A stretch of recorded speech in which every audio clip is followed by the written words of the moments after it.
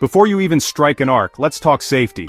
Welding is no joke. The risks are real, but they're easy to manage if you follow a few simple steps.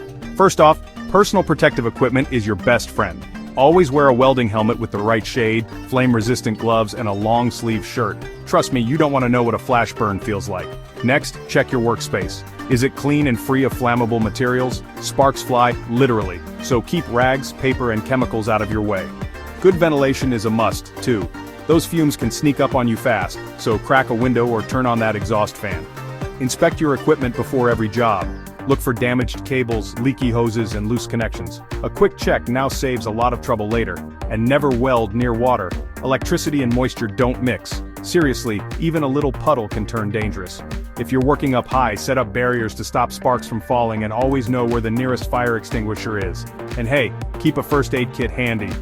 Accidents happen, even to the pros. Finally, don't work alone. If something goes wrong, you'll want someone nearby who can help, or at least call for it.